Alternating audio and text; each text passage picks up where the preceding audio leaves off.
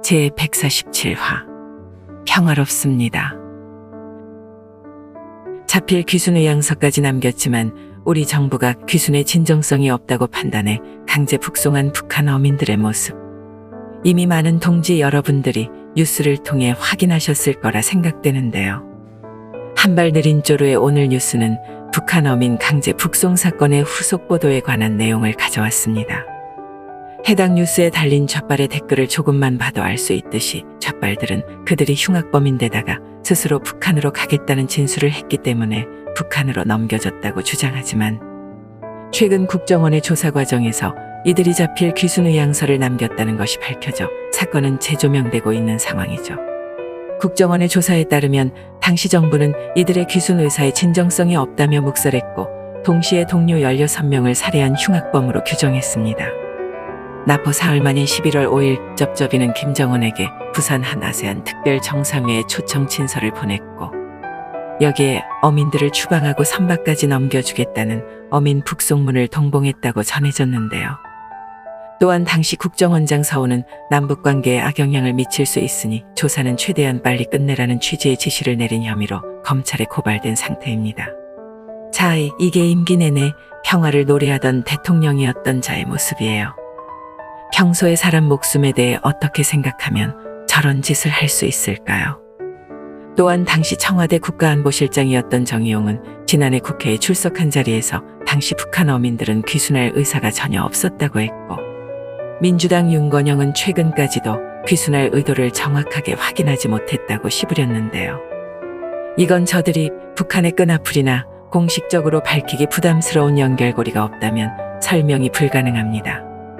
한편 이런 가운데 강제 북송을 최종적으로 결정한 책임자가 누구인지가 향후 수사의 쟁점으로 떠오를 전망이라고 해요. 상식적으로 다른 사안도 아니고 외교 안보 분야는 실무자 선에서 최종 지시를 내릴 수가 없습니다.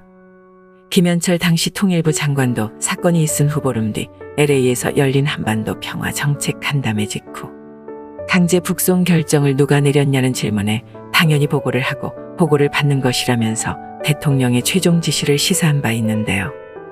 채널A가 취재한 내용에 따르면 쩝쩝이가 아세안 정상회에 참석을 위해 태국에 가 있는 동안 국가안보실과 국정원은 합동신문 3일 만에 서둘러 마무리하고 북한에 북송하겠다고 통지했으며 청와대 관계자는 이를 태국에서 쩝쩝이가 제가 했는지 여부에 대해 묻자 정확하게 알지는 못한다며 말을 흐렸다고 합니다. 또한 당시 태국에서 함께 수행 중인 정의용 실장은 대통령께까지 보고된 건 아니고 안보실장 책임하에 결정됐다고 볼 수 있다며 입장을 냈어요. 이 같은 정황을 두고 여권은 대통령이 직접 진실에 대해 밝히라고 압박함과 동시에 사실상의 쩝쩝이 지키기가 아니냐는 의혹을 받기도 했는데요. 대한민국에서 대북 관련 문제, 특히나 귀순한 북한 주민의 거취에 대한 민감한 사안을 대통령의 제가 없이 안보실장 선에서 처리했다는 것이 납득이 안 갑니다. 지금 전임 정권에 대한 수사 사건이 이번 사안 말고도 차고 넘치는데 이거 하나 꼬리 잘라봐야 뭐하나요?